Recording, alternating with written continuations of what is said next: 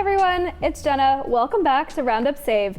Today I'm excited to talk to you about inflation. I know we hear this word in the news quite a bit. It's always got sort of a negative connotation to it. It's like the big, bad, scary guy, inflation.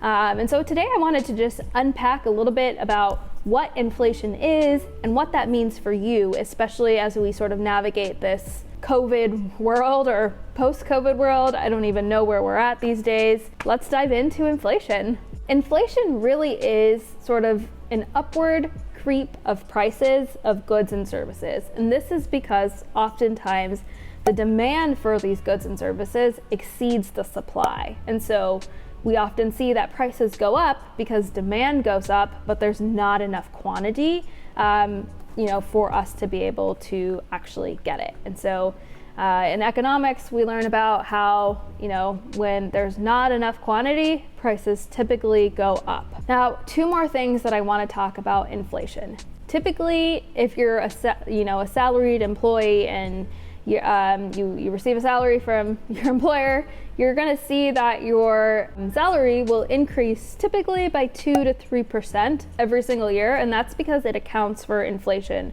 Typically, inflation is about 2 to 3%, and so we usually see a slight increase in our salaries to account for the increase in the price of goods and services that we need to spend on. The other thing about inflation is that it's usually measured in a price index, and that's called the Consumer Price Index, or CPI. And that's sort of an aggregate index of prices over the last 12 months or so on common things that we spend on: food, energy, transportation, all of the normal things that we typically spend on year over year. And I think what's really interesting about this last year is that the energy and rent prices have dramatically increased because of COVID.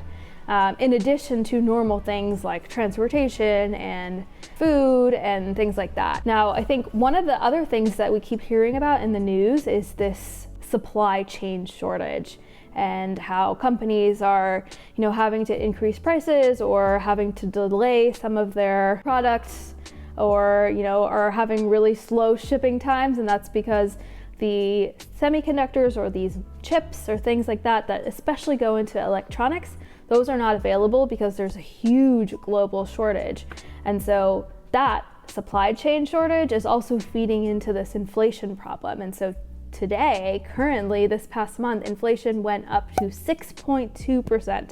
Again, I mentioned that inflation typically increases about 2 to 3% year over year, but this 6.2% is what is really getting people scared. That's the biggest raise that we've seen in over 30 years. And so that's why it's really, really scary. And a lot of, people who are managing money and investors and things like that are just calling this a temporary thing. But I think the kind of frightening part about it is that we don't know how long it's going to last. It could last for, a couple months, could last for, half the year, could last for the whole year, could go into next year. And I think that's sort of the uncertainty of it all is what is really getting people frightened. Another thing about inflation is that, like I said, typically our wages increase year over year by 2 to 3%. But because the inflation rate right now is 6.2%, we don't know how much our wages are going to increase in the next year.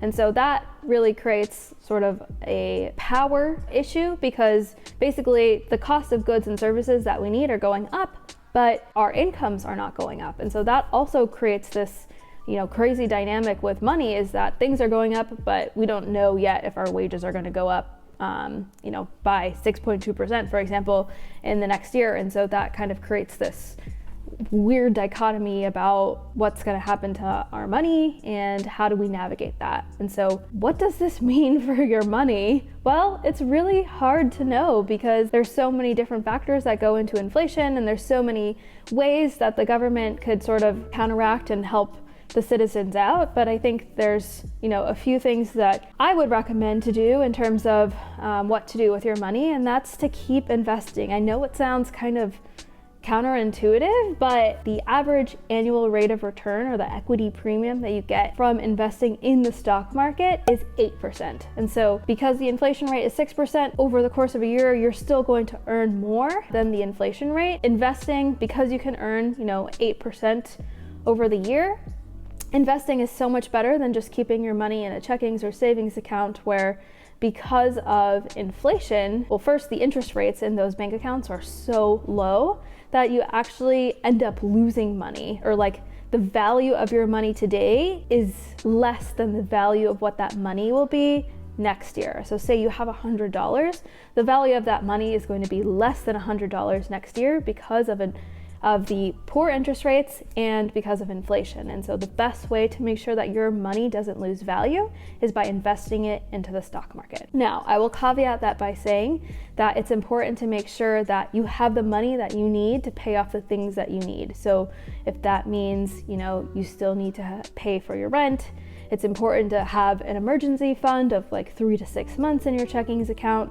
And any upcoming purchases or expenses that you're going to need to make. For example, if you have a car payment, or you have daycare purchases coming up, like make sure to keep that money in your bank account so that you can easily access it when you need it. But overall, the rest of the money, forget about the savings account, invest it, because that's where you're going to be able to sort of recoup the cost of inflation and make sure that your money doesn't actually decrease in value.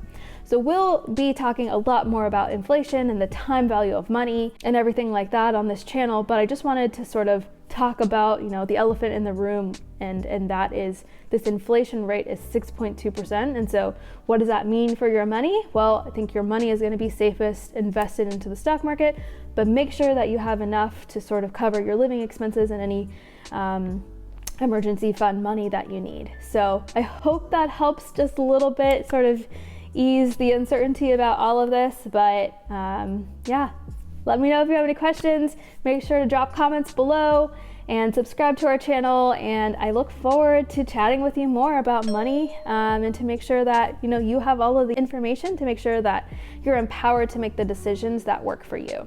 So thanks for coming. See you next time on Roundup Save.